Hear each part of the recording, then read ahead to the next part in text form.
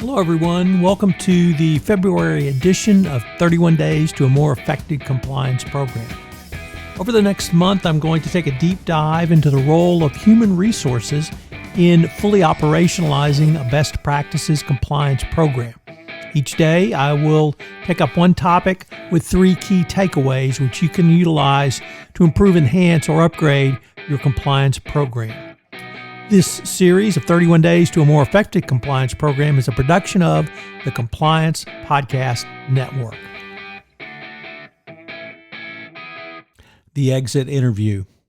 Yesterday, I talked about employment separation issues, and today I want to specifically focus on the exit interview because the exit interview can be a further mechanism to fully operationalize compliance. This type of interview is used when someone voluntarily departs a company as opposed to a layoff or a reduction in force exercise. Typically, departing employees are more willing to share about their experience, concerns, and issues which led to their departure. When conducted with care, an exit interview can be a very useful tool in two important areas. Number one, to increase employee engagement, to reveal what may not be working in your organization. This speaks directly to operationalizing compliance through HR. Exit interviews can also provide insight into what employees are thinking, reveal problems in an organization, and shed light on the competitive landscape. There are 6 goals in an exit interview, and they must emphasize both tactics and techniques. Finally, including a continuing conversation with separated employees.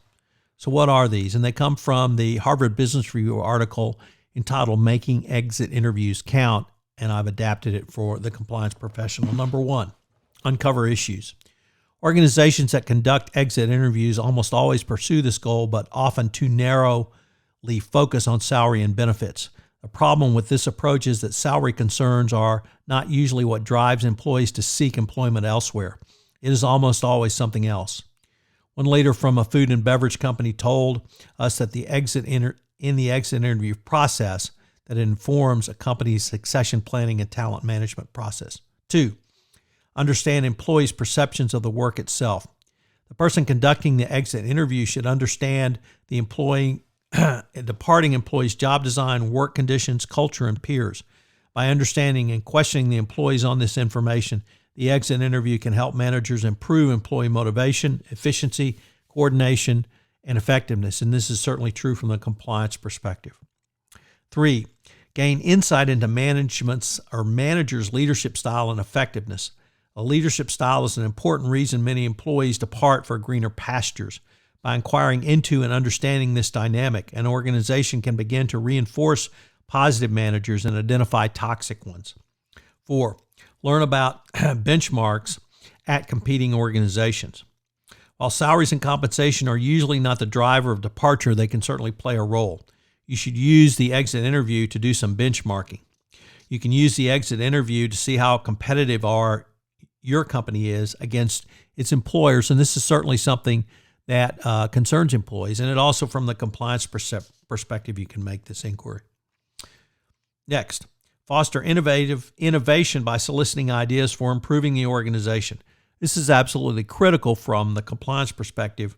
It should go beyond the employee's immediate experience to cover broader issues such as company strategy, compliance strategy, marketing operations, and the structure of the company to help facilitate the compliance perspective.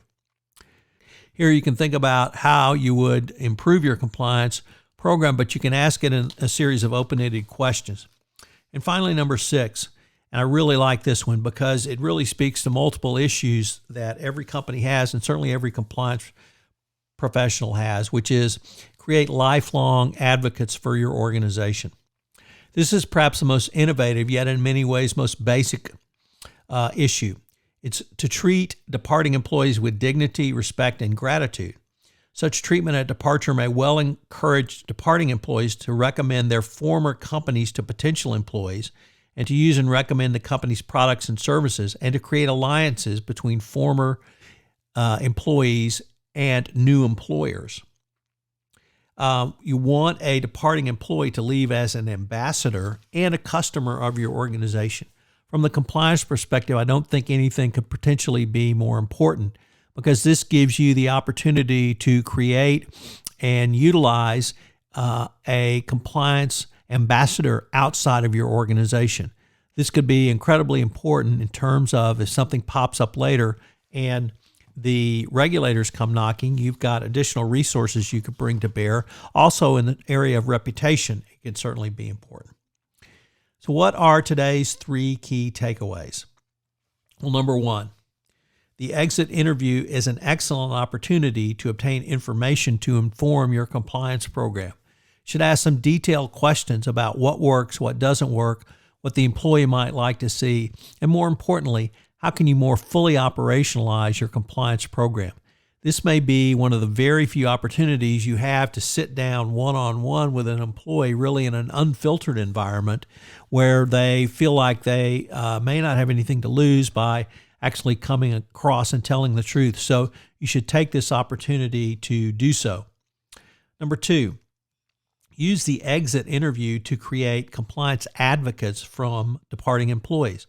Once again, in today's highly mobilized social media world, any issue can be amplified almost immediately. Well, if you have an ambassador, if you have compliance ambassadors, you have former employees who can come to your defense, that could be actually a very powerful tool for you and allow you to have another avenue to communicate, not with simply those on social media, but your other stakeholders, third parties, customers, your local communities, certainly your board of directors, and shareholders. Also, if the regulators ever come knocking, it can become critical.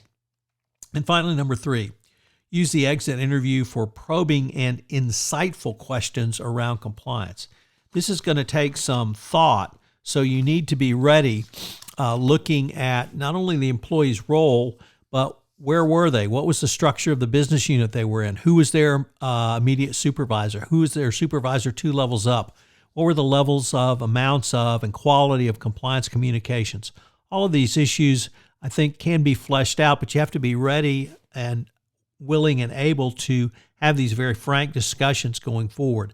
This is something that many compliance practitioners may be thinking about, but perhaps HR professionals are not thinking about, and you may need to help guide them. So prepare a list of questions, but prepare a detailed list of questions based upon the individual employee leaving and what their role was within the organization, and not just generic questions which you toss over to your HR professional whenever you get around to it.